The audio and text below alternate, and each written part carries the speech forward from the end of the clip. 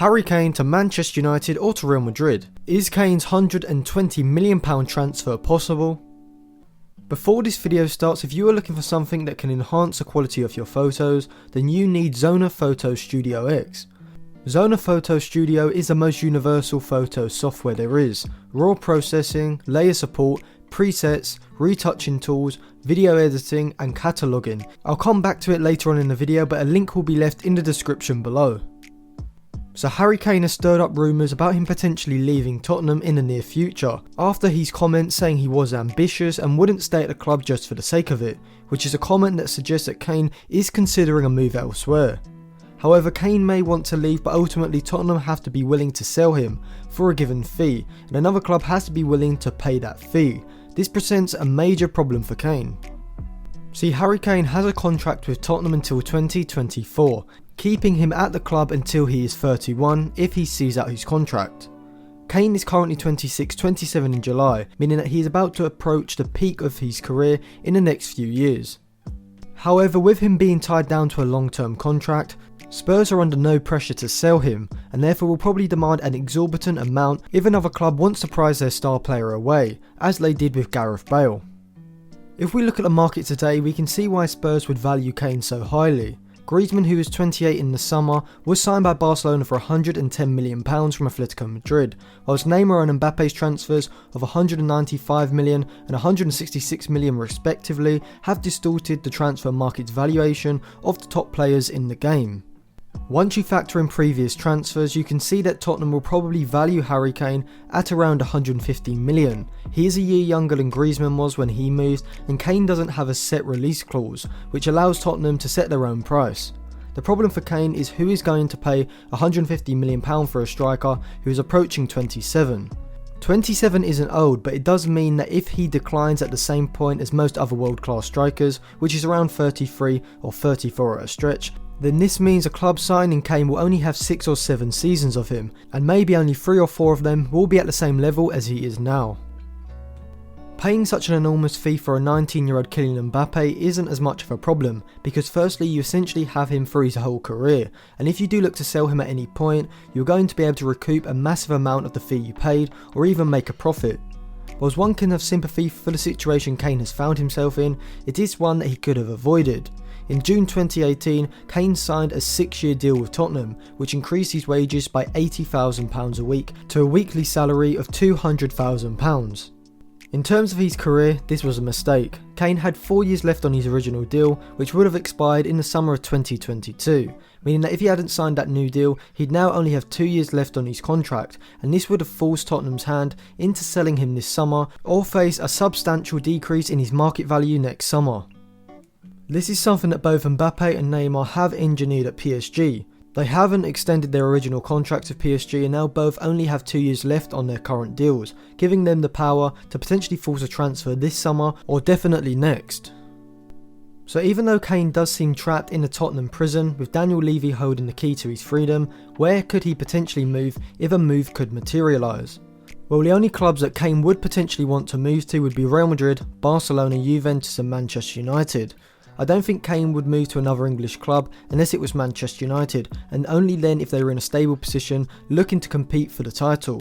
Manchester City and Liverpool would probably not be interested in making a move for Kane anyway, and Chelsea and Arsenal aren't viable either. PSG don't have the same attraction, and Bayern very rarely ever spend the sort of money that it would take to prize Kane away from Tottenham. Even out of those 4 clubs, Juventus and Barcelona are not in the financial position to make such a signing. Barcelona have a huge wage bill and cannot really spend £100 million plus on another player until at least Griezmann, Coutinho and Dembele are off the books, and even then it seems unlikely with the amount of work their squad needs. Juventus are obviously going to be hit hard by the effects of the coronavirus, and their squad even before that needed massive restructuring, with them in particular needing to revamp their midfield, with players like Matuidi, Pjanic and Khedira ageing, and Juventus not having brought in sufficient replacements in the last few seasons. So Real Madrid and Manchester United are Kane's only real options in the current market, but even for both clubs a transfer fee of £150 million isn't realistic. A more realistic fee would probably be around £120 million at the most, which would have to come from Kane putting pressure on Tottenham and trying to force a move by reducing the asking price. So if Tottenham and either Manchester United or Real Madrid could agree on a fee in the region of £120 million, how would he fit into either of their sides? At Manchester United, Kane would have to compete with Martial for a starting spot. In this sense, the deal is highly unlikely, unless Solskjaer shifted Martial out to the right side to play as an inside forward. Kane is one of the best strikers in the world at playing the deep line forward role, second to only Karim Benzema. Playing as a deep line forward involves the striker dropping deep from the forward line, acting as a main point of connection between the midfield and attacking lines. Kane has excellent ball control, vision and passing ability, which is why he complements attackers who can make runs off of him in behind the defensive line, as Son does for Tottenham and Sterling does for England. In theory, this could work if United used a 4-3-3 shape. Kane would drop slightly deeper than Martial does as a striker at the moment, and rather than Fernandes playing centrally in front of a double pivot, he'd occupy a slightly wider central position along with the other central midfielder ahead of a defensive minded single pivot. Kane's movement would suit Rashford and Martial's off the ball movement to a T, with Kane's movement dragging the centre backs out of the back line, allowing the two wide players to make runs from out wide into central positions. Creativity isn't just limited to Harry Kane. You can also be creative with your photos by downloading Zona Photo Studio X. All you need to do is go to www.zona.com, where you can download the software for a free 30-day trial with no obligations, so you'll see if you like the product before you buy it. This is the perfect software for people who love taking photos, and they even offer tutorials on their website to help you learn how to use the software effectively. The link to the website will be in the description below. So even though Kane would dramatically improve United's attack and fits all the criteria that Ed Woodward's new philosophy looks for, being English and a star player in the national team, United's squad needs 4 or 5 players brought in. You can see the players I would bring in by looking at my series on who Manchester United should sign. A link will be in the description below to all those videos.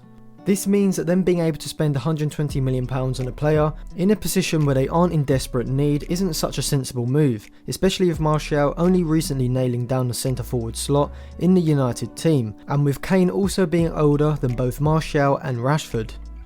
For these reasons, a Kane move to Manchester United this summer is highly unlikely, and wouldn't be a sensible transfer for United to make either. At the moment, Real Madrid looks like Kane's most likely destination. They'd have to offload Karim Benzema, but with the Frenchman now 32, Madrid may see this as the perfect opportunity to cash it in on him and replace him with a world-class forward. Kane is a very similar striker to Benzema, with both being natural deep line forwards who are excellent at creating space for others with their movement and linking the attack. In Zidane's 4-3-3 shape, Kane would fit in seamlessly. Hazard, Kane and Ferland Mendy would be extremely effective with their interplay down the left-sided channel, with Hazard carrying the ball, Kane opening up space by dragging the centre-backs upfield and Mendy making direct runs, overlapping Hazard and allowing Madrid to get in behind the opposition's back line. Kane would be an improvement on Benzema in terms of finishing ability. From their expected goals we can see Kane is a better finisher, as he has constantly overperformed his expected goals rate, overperforming his XG rate by more than 3 goals in 3 of the past 4 seasons, whereas Benzema has underperformed his XG rate in 3 of the past 4 seasons. Kane is 5 years younger than Benzema and coming into his peak years, which all adds to the attraction for Real Madrid. He'd fit in perfectly to the Madrid system and would be the exact striker that Zidane's side need. But once again, Kane's contract with Tottenham until 2024 is the problem. Even if Tottenham do agree to sell Kane, the fee is going to be £120 million plus, and more probably around the £150 million mark. The main stumbling block, and the reason why I think Kane will end up staying at Tottenham for another season at least, even if it's against his preference, is Kane's contract situation. Kane's contract situation is an eye-opener to many top players at developing clubs who aren't yet competing for major honours.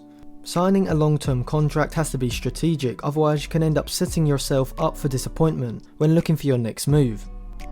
It may come down to Kane forcing a move by handing in a transfer request, otherwise you could see him ending his career in the mould of Alan Shearer, a club legend, but also having the thought lingering over his career about what he could have gone on to achieve at a bigger club.